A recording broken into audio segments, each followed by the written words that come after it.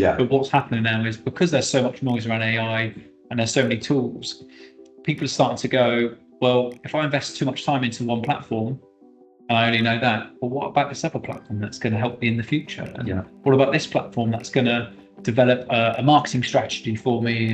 And then you end up having ChatGPT, you have Claude Cowork, you've got Lovable, you've got a load of other dev platforms, and before you know it, you're actually spending more on dev platforms than you would do employing a marketing team. Welcome to the Refuel and Reboot podcast, where each episode is either something to do with cycling or technology and business, and on some occasions actually combines the two. I am Mark Gilmore, keen cyclist across multiple disciplines and technologist, and also the host of this podcast. In this episode, I talked to Lee Curtis, CEO of Seguro Technology, who is also a keen cyclist. As you heard in the intro to this episode, though, we talk about challenges facing SMEs and CIOs, as well as his cycling exploits. As a first for the Refuel and Reboot podcast, though, we filmed this episode in person at the Seguro offices in Southampton. So if you'd like to watch the interview, tune in to my YouTube channel to see that. So here is that interview. Well, this is fun. Definitely. Yeah, I've not done this before. Done it in person. Oh, has it all been remote? It's always been remote. Okay. Yeah. So this is new. I thought it'd be a good idea, especially like get a nice backdrop, Absolutely. nice open space. Absolutely. We've got a couple of bikes. We do. A couple of nice bikes as well. A nice lefty, I see. Yeah, that's right. And a dogma over there. Yeah.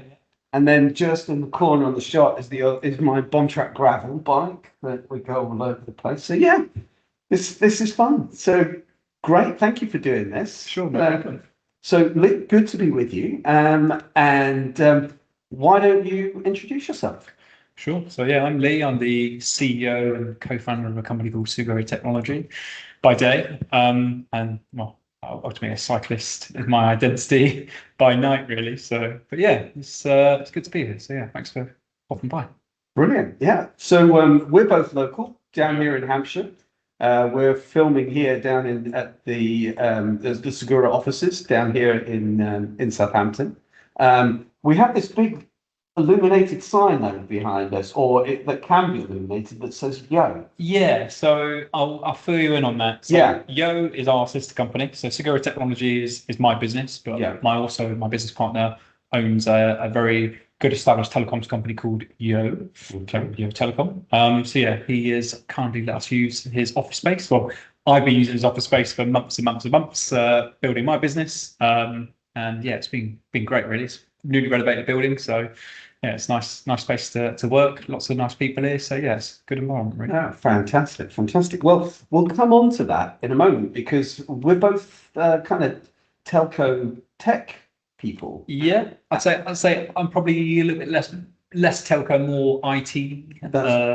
I mean, my background's security, as in IT security. Yeah. But ultimately, yeah, IT, access control, telecoms, licensing, procurement, laptops. We do it all, so it's kind of a bit all encompassing, really, on just end-to-end IT support and support for customers, really. Right. Okay. And so. And you and I have had some interactions actually through some of my stuff that I do, and but we both met again through Tuyo, which has been a bit of a theme of recent episodes of the podcast, and have ridden a couple of times together. But so tell me, cyclist and IT. Entrepreneur and CEO. Yeah. So, which came first? Definitely cyclist. I mean, I've always sort of worked in technology as a rule of thumb anyway. I mean, going back to kind of my roots, I've always kind of been involved in sales. Yeah. So growing up, I was pretty much either working in sales in Primark was my first role, which is kind of interesting, outside of school. And then started working for an over 50s insurance place called Rias back then, which is, I think, formerly known as Fortis now. Oh, yes. Selling over 50s insurance, which was always good fun. But yeah, I've always sort of been involved in sales, and then got more into account management as I got a bit more established in my career. I kind of just love the whole process of sales and building relationships and delivering value and outcomes really. So that's kind of what built me into who I am. But yeah, it kind of harked back to that. But yeah, as I said, security is kind of my background. Worked for some quite big established companies, ESET being one of them, worked there for 7 years. Big IT security company based on the south coast of the UK, but they're actually Slovakian in Bratislava. And then worked for Kaspersky, again, another whirlwind of a company, which was great at the time. Obviously, geopolitical stuff has probably hampered their UK presence, but back then it was great to be part of that, let's say, reformed team on the ground, developing obviously new relationships and old ones as well from that whole geopolitical issue. So yeah, that was really good fun. And then transitioned into kind of what I'm doing now really. I mean, I worked for an MSP for a couple of years and another encryption local company actually based in Fairham. Great companies to work for. It's kind of set me a foundation as to kind of who I am now, which has always helped. And now I'm heading up my own thing. So yeah, it's kind of, as I said, a bit of a whirlwind really on where I am now and how I've got there. So that's very good, kind of taking us through how you got to being here at Seguro now, Seguro Technology. But you did say that the bike came first. The bike did come first. So, and as we were preparing this, you said you did mention something about BMX back in the day. So come on. Yes. So BMX racing, absolutely amazing sport. Great to be a part of it. But yeah, I grew up BMXing around the block as everyone does. And then I did a little bit of go-kart when I was younger as well. But yeah, hence the helmet. And kind of enjoyed that, but realised that actually I love being out on the bike. I love being in the fresh air. It's great to be in the pits in the go-karts, but travelling a lot and to be at the competitive edge, you needed to have 20, 30 grand a year. And my parents just didn't have that at the time. So BMX racing was a lot more accessible, a lot more fun, in my opinion. And I kind of felt like using an engine's a bit of a cheat. Like, no offense to anyone who rides motocross or does car racing or anything, but I think, or even e-bikes today. I just think e-bikes are the best invention. Oh, they're amazing. I mean, it's accessibility, right? Like if you can use an e-bike to obviously get out and do longer distances, enjoy the countryside a bit more, then I'm absolutely all for that. Yeah. Personally, I really like the pedal power. I like the whole fitness aspect, and that's where BMX I really enjoyed, was the fact that it was all on my terms. So I could go training, I could get faster, I can do bigger jumps, I can learn how to manual quicker. I could do all those things where it kind of wasn't governed by what engine I was running. It was me. I am the engine. Yeah. So that's kind of the fascination behind the BMX racing piece of it. I mean, I wasn't at the top level, as in like pro for many, many years, but I got there. So, and it was all down to me. It was all down to my trade. Obviously, I have coaches as well, and obviously the people that you participated with. But it was a really, really enjoyable experience. And BMX for me was kind of a foundation for the love of cycling. Right. And that's. So what happened then? How are you still racing BMX today? No, definitely not. Racing road bikes, not as much as I'd like. But yeah, the whole BMX racing. I mean, I'm 38 and 2 weeks. Well, and a week and a bit. Sorry. So I sort of stopped racing BMX when I was about 21, 22. But I've been racing BMX since I was 5 years old. So I was in it for a long, long time. Oh my goodness. And it was fun. Yeah, it was really, really fun. So, I was going to say it is fun seeing, for particularly the kids actually, racing around pump tracks and things like that around here. Love to see it. I don't know whether it's getting more organised or less from when we were kids. Definitely more organised. Yeah. I think that's kind of where I would say I fell out of love a little bit with BMX racing, because I would say it was quite raw back then. So it was more around the riders, and everyone had a bit of a personality, and there would be a couple of pump trucks and a couple of things, finish lines, even in our age group, and I raced junior men. So, and that kind of went, it was a bit more professional. And it's the same with cycling in general. Like, it's all got a bit more professional now, and it's a bit more clean cut. Well, there's an ongoing debate, actually, right now about the whole gravel and ultra cycling scene. As we're recording this, it was Tracker. I heard some last weekend. Exactly. Cutting of distances, and that's right. Yes, rafting, and not adding up. So yeah. And so ultra cycling and the ultra cycling racing scene is kind of on that same sort of not precipice. It's not but they're on that edge to know which way does it go. Yeah. So I mean, gravel for me, like I really like the concept of it. I mean, I love mountain biking as well. When I was growing up, gravel's great. Gravel for me is it's a long endurance sport. Yeah, it's not racing. Yeah, in my opinion, because it's a point-to-point race. It's still a race. There's still an end point, but you're not elbow to elbow, railing corners. I mean, some of the gravel racing's getting there, but I love the whole saying like, oh, it's true to its roots, and then you're introducing aero bars on a gravel ride, and then you're optimizing your PSI, you're doing everything to win the race. I think the whole part of gravel riding for most people is enjoying the ride. Yeah.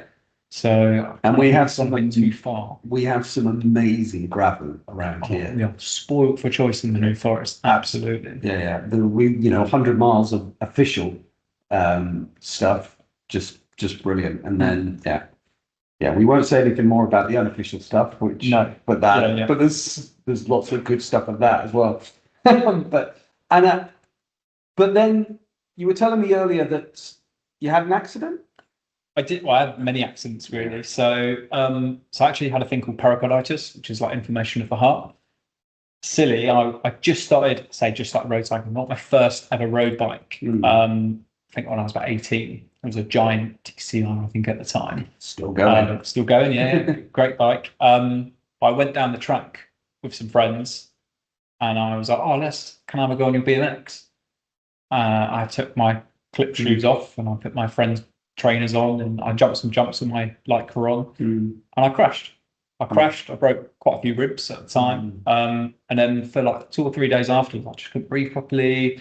I had a massive pain in my chest, and ended up spending probably about a week in hospital running some tests, and realised I had actually, my heart had been quite swollen, so the bag around it for a while. So kind of stopped riding for quite a while, actually, to be fair. So probably a couple of years, and then got back into racing again. But yeah, from those crashes, and then when I got back into racing again, I had another crash, had the same issue. I just had stuck on my head. Just absolutely gutting. So I started getting to sort of like pro level races then, and racing junior men, which at the time for my age group was like basically being a sponsored pro elite rider. So it was really, really good fun, but kind of wanted to stop hurting myself and kind of get myself prepared. Lots of broken bones, broken wrists, broken knees, broken shins, lots of things from crashing. So I kind of knocked on the head for a while really, and got quite a bit overweight, and didn't enjoy cycling as much for a couple of years, I'll be honest. And then sort of got into my career as what I'm doing now in sort of cyber. And then buying your next bike, how did you get back into that? Quite interesting, actually. So when I was working for ESET, we had an office right next to a bike shop, and that bike shop was who I ended up riding for quite a few years afterwards. So it's kind of nice how it goes full circle. But again, cycle to work scheme. Oh yeah, got offered a cycle to work scheme bike. I think it was £1,000 at the time, tax free. So I was like, oh great, well I'll just take it. It'll come out of my wages. I won't know. I won't tell the wife. And she won't listen. Yeah, she won't listen. It's fine. Yeah. But blag it that way. So it was a Kyoto, and I think they've just started releasing bikes again recently, which is quite interesting. But yeah, it was a Kyoto Koba, a great bike, really good starter bike, full carbon, which I'd never had a carbon bike before. My TCR I think was aluminium with carbon forks. And then I brought some Profile Elite, ridiculously sounding like a bunch of wasp hub for it. It was carbon wheels, which were actually Chinese copies, which blew up in the end because of the heat on the friction. Yeah, shouldn't really add them, but I built it up, and it was my bike. It was amazing. It was my first road bike. I really enjoyed just getting out in the fresh air and just enjoying it really for what it was, which was just peace, bit of tranquility, and some nice countryside. So. Fantastic. And now today you still race on the road or the track? A bit of both really. So not so much at the moment. I mean, since starting Seguro Technology, time has been very limited. Done a couple of races last year. So that was kind of my last year riding for Primera Team Jobs as well, which was the team I was riding for. Based down in Bournemouth. Based down in Bournemouth, yeah. So Primera is the bike shop, and Team Jobs is the recruitment agency, and they came together to develop a team, which ended up being one of the top 5 team in the UK, which is a massive feat, really. And some of the riders that rode for us were absolute weapons and rode at elite standard as well. So it was kind of interesting though, because going from them being next door as a bike shop to actually riding for them. Yeah. I mean, I had a couple of photos taken, and I was up on the Pillar Row stand on a big photo in the shop. So it was quite cool to go that full circle of being that kind of junior, not really interested in cycling, to being one of their top guys. So now, how do you combine? You said that with Seguro then taking off and starting to develop that. I mean, you still ride your bike? I do, not as much as I'd like to. I mean, I was training probably 15, 16, 17 hours a week at one point, really trying to obviously compete at top level. I'm getting on a bit now. There's a lot of riders that are 20 years old that can do half the hours I can and probably twice the FTP. But yeah, I kind of took a bit of a back seat over the last few years to build the business. But yeah, I still get out. And that's last weekend. And I suppose that's where then the networking side of things and bringing cycling and business together starts to become quite fun, quite interesting. So let's talk a little bit about that side of things and certainly the industry side of things. Because from the telecom side, I've spent many years in telecoms, been involved in innovation, strategy, and all the developments, but kind of on the cutting edge of a lot of technologies, in the ones that are hits and the ones that are misses, as well. We won't mention anything about metaverse, for example. Yeah. I love how they've swung into a misdirection of AI is the way we need to go now. Well, let's talk about that, because how you're working a lot with enterprises of all sizes, small, medium, SMEs and SMEs kind of our core market. I mean, anything sort of between 250 and 750 is kind of our sweet spot. Yeah, we've got a few customers obviously lower, a couple of customers lower, higher, but that's kind of really the bulk of it, really. And what's keeping those CIOs and CTOs and the IT directors that are coming to you? What's keeping them awake at night? It's a very good question. Lots of things, really, but to narrow it down is mainly around toolage, as in cost optimization, tools, AI fatigue, as we were discussing earlier. So to talk about that, let's just hone in on that. Yeah. AI fatigue. I think people are just starting to come full circle, really, and just understand that everyone needs AI. I think so. So it's a very powerful, I'd say, weapon, really, within your organization. It can automate tasks for you. It can save you hours and hours of work. I mean, even tonight, I was building a custom CRM via a dev platform which utilizes AI. We built half of the modules in about 45 minutes. Do you know what I mean? It's a really powerful tool to be able to utilize within an organization. Yeah. But what's happening now is, because there's so much noise around AI and there's so many tools, people are starting to go, well, if I invest too much time into one platform and I only know that, well, what about this other platform that's going to help me in the future? And what about this platform that's going to develop a marketing strategy for me? And then you end up having ChatGPT, you have Claude Cowork, you've got Lovable, you've got a load of other dev platforms, and before you know it, you're actually spending more on dev platforms than you would do employing a marketing team. Yeah. So, and it's becoming, and even devs as well, going, well, we're actually employing junior devs because the tokens that we're spending on some of these menial tasks that we can get a junior dev to do is actually more expensive than a junior dev. So why would we do that? And I think AI is here to enhance organizations. It's not to replace people. And I think people are starting to realize that already.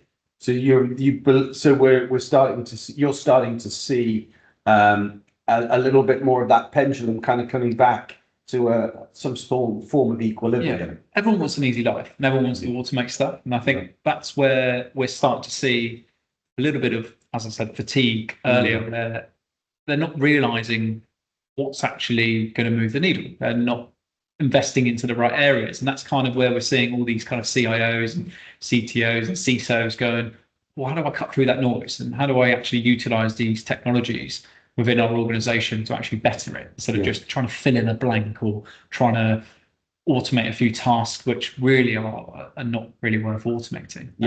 And that's the difficulty that people are that's very stressed about at the moment. So interesting. That's very interesting, because you can end up spending more time trying to automate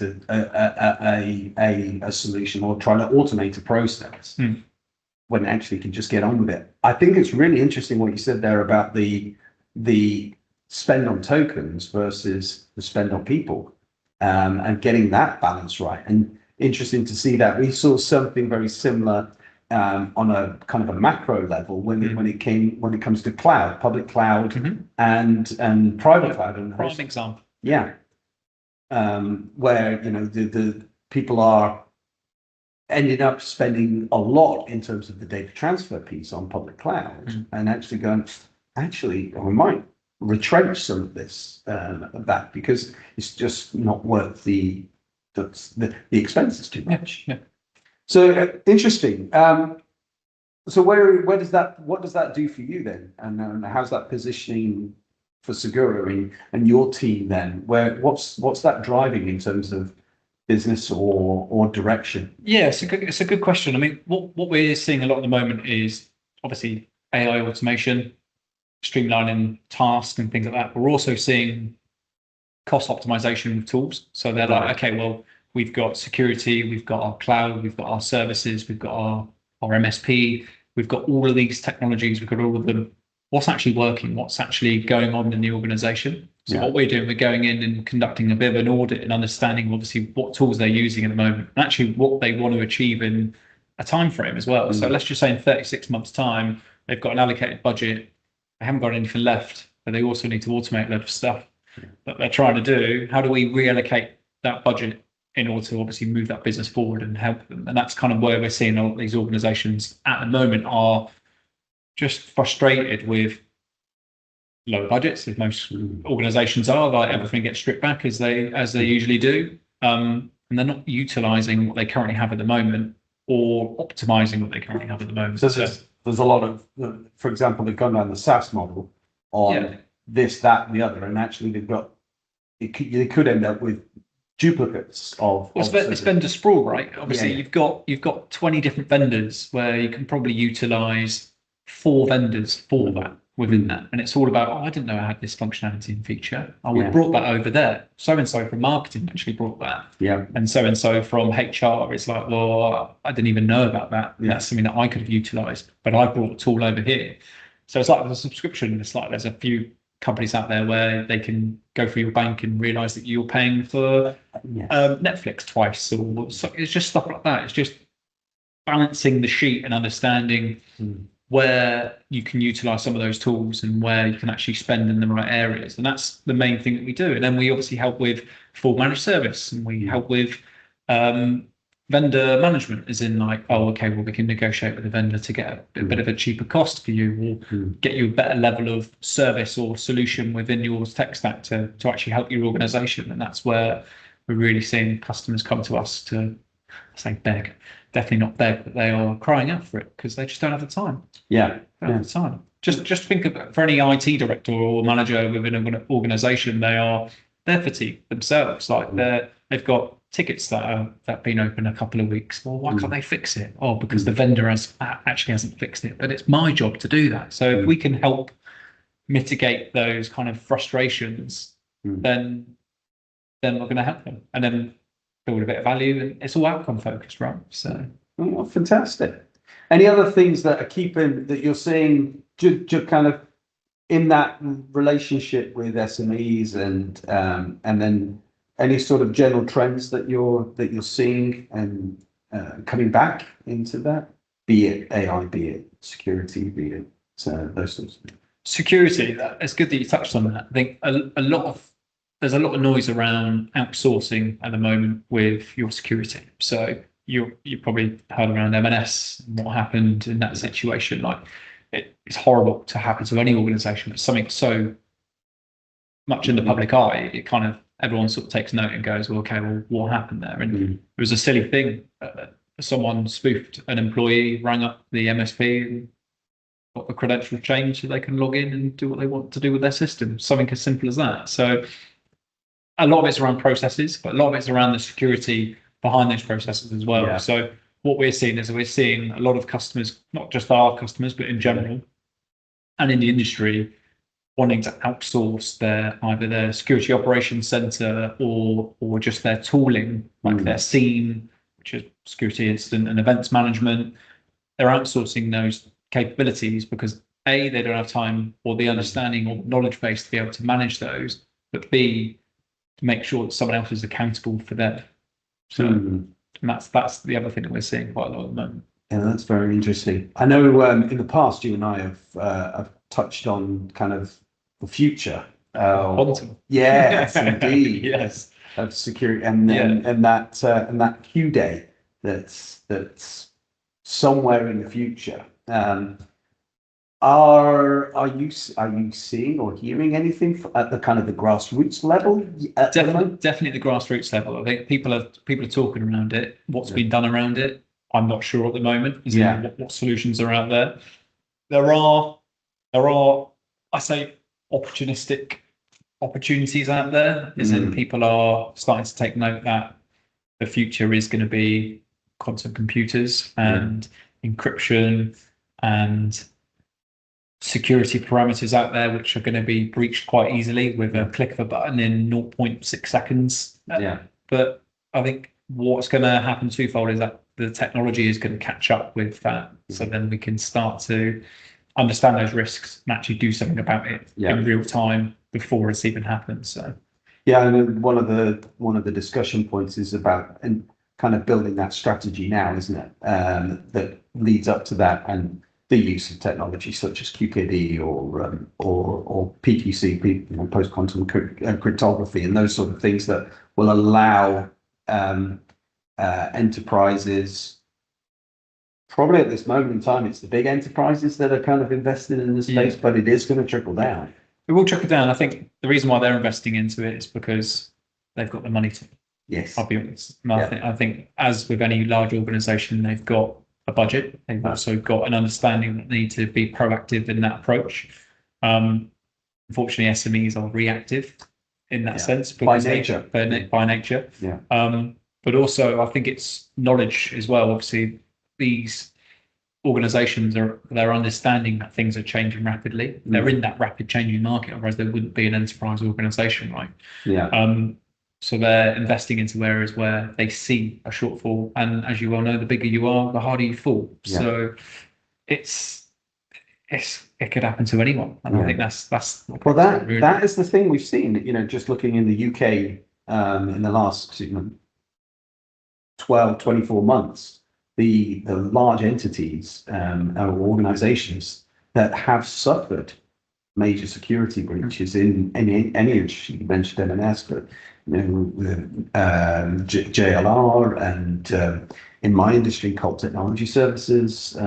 That one felt very close to home because I used to work for them. It affected us as well. We had a few clients, obviously, with porting issues and obviously services not working. It's a massive shame, but what happened? I think it's what I mean. I don't think anyone will really truly know what happened, but I think why didn't they have the necessary things in place to stop that from happening? And you mentioned it earlier that people are generally considered the weakest point. The fleshy bit between the computer and the keyboard. I think that's it's difficult to put that into perspective and around what is the most important thing. Is it training behind people? It's beyond phishing now, isn't it? We're going beyond the whole thing of spoofing and phishing. There's stepping much further. It's behavioural hijacking. That's what it is. It's understanding obviously how humans work and then stepping in at the right moment in order to make it worse, basically. Well, we could end up delving down into the it's definitely a rabbit hole. So. Yeah, that's right, and that's not the purpose of this podcast. We'll have to quickly bring it back to pints. But And actually, thinking about bikes, you've got yours over there, We do, yeah. the dogma, but right behind that, there is a very nice shirt. I've got a similar one myself from a few years ago. So you just come back from Mallorca? I have, yeah, just landed a couple of days ago. Yeah. So How was it? it was tough, I'll be honest. I think the actual riding wasn't as tough. It's just been in the saddle for that long. Like I did it in just Welcome to my world. Yeah, I can imagine. Definitely not as long as you, but I was in the saddle for just over 11 hours. For the first couple of hours, it was at a decent pace. Yeah. And then once you got a lot off along the beach and got out of the group, got out of the crash zone, as I call it, up the Col de Femenia, and then as soon as we sort of headed towards Andrax, I bumped into Martin Fox, who's yes, another local a friend of the pod as well, and another local, and rode with him for quite a bit, and then I ended up bumping into a few more friends, and then rode with them. To be honest, got a little bit bored, so I rode off to my own for a majority of the ride, and then bumped into Martin again, and then we rode together to the end, which was really brilliant. nice. So. When you get to that point and you are at the 225 mark, where the 225 and the 312 splits, and at that point where you turn right, you're about 6 kilometers from the finish. Yeah, it's that temptation to just carry straight, especially when you turn right, you're into a block headwind and horrible track lanes. It's so frustrating. But that last 90 kilometers is and really not enjoyable, especially when you've had the MA10. Beautiful, smooth tarmac, not a pothole inside. And I think it was late last year, they retarmacked the bit coming right at the end, coming back over the top towards Andrax, the last climb. The last climb. They tarmacked that. Was it's gorgeous. Beautiful. It was tough. But I mean, something like that, it's a big day out. It's endurance sport. I'll be honest, I had terrible sleep, couldn't sleep before. I've never had this issue before, like I say, a big race or a big event. But I probably had about 3 hours sleep. It's not good. Woke up at 4 a.m. Didn't feel great. Felt a bit sick, obviously, after a few hours sleep. Tried to eat some food, couldn't consume food. We felt a bit yucky. Relieved myself and then felt a bit better. Which is always good. I think you need to obviously wake up early to get your body kind of used to that early rise before. But I think things I would change, I would definitely try and get to sleep a lot earlier. Definitely fuel the ride a lot better. I mean, the feed stops are actually really good this year. Really? They've improved those? They've improved massively. I mean, there was a lot. Quite lucky I was towards the front of the big groups, so wasn't really busy the feed stops that I stopped at, but there was plenty of gels. There was, for me, a lot of ham sandwich, especially on a long ride. It was great with lots of butter in it as well, which was awesome. Sort of slid down the neck quite easily, especially when you've got a dry mouth. And then the water stops were great as well. It was really wide. You could just literally grab a tap, grab a bottle of water, and off you go. So interesting. One of the things I did read on here post the 312 was actually the provision for female cyclists was poor.